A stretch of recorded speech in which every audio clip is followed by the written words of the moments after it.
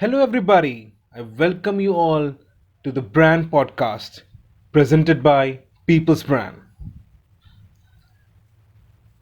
In our last episodes, we were discussing about the purpose of marketing, how market scenarios are changing, and today we will discuss about 30 years of data which proves shoppers' demand will only get tougher.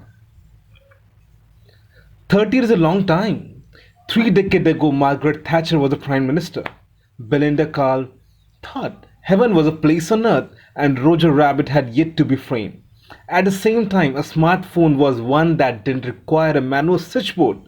Being able to do your shopping virtually was the stuff of sci fi, and social networking was an activity normally confined to the local pub. It's no secret that digital disruption and economic factors have radically changed the way consumer budget for purchases and shop, with low prices and special offer becoming even more important. But 30 years worth of consumer data shows just how much of a shift has occurred and what may trigger such a change in the future. In 1987, you won't believe 45% of the Brits said that they looked for the lowest price when shopping, which dropped to lower of 37% in 2003. Since the recession hit in 2008, however, this number has been steadily rising, returning to 45% in 2009, then 49% in 2013, hitting a high of 52% in 2017. With inflation hitting a 4 year high at the end of the last year and economic situation expected to be even erratic this year, thanks to the Brexit uncertainty, the pattern seen over the past 3 decades suggests people are likely to moderate their spending even more in 2018. This means marketers are going to have to be even more creative and strategic in their approach, particularly in they will be more accountable for the spend.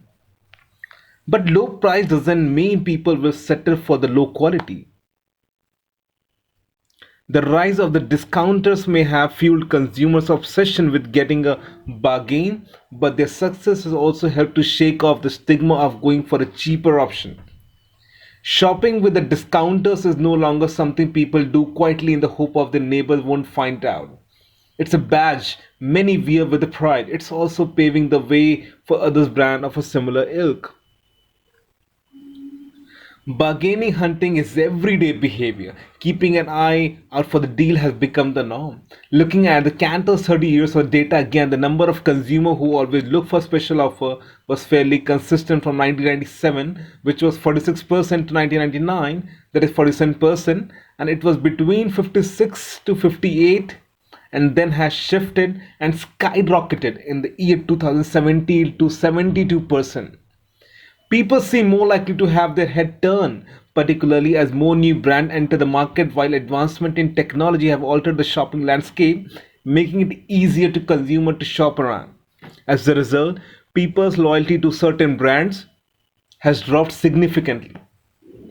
Last year, the figure jumped back to 64%, but with such a drastic rise, this would be an anomaly. Finding the right balance between the price and brand messaging will be critical this year. The role of customer experience will also become more and more important when it comes to differentiation and loyalty. Shopping with the discounters is no longer something people do quietly in the hope their neighbor won't find it out. The fact expert endorsement doesn't carry the same weight it once did put more pressure on the role of customer experience. More than two-fifths of consumers felt reassured using product that had been recommended by an expert in 1987, but today it is less than a third. The fact there is so much more information available to consumer today at every step of purchase, their journey, means people are much more confident in their decision-making ability and feel comfortable doing to the legwork themselves. Plus, the rise of online influencers mean the sheer volume of voice may become overwhelming. Either way, what's clear is that advertising alone will not persuade consumer to buy. While the data doesn't go back to 1987 in this instance, it does show that consumer attitude to advertising has gone worse for the past 15 years. In 2003, 26% of adults said they thought advertising was a waste of my time. But this figure had risen to 34% by 2017. which suggests brands must do more to engage jaded customers. Many things change, so it's reassuring that some stay the same. For example, the number of Brits who enjoy a night out at the pub has stayed consistent over the past 30 years.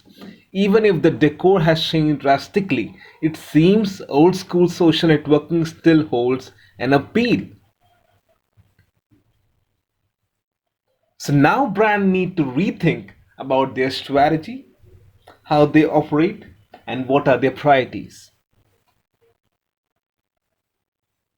Thank you for listening to me. I will see you in the next episode.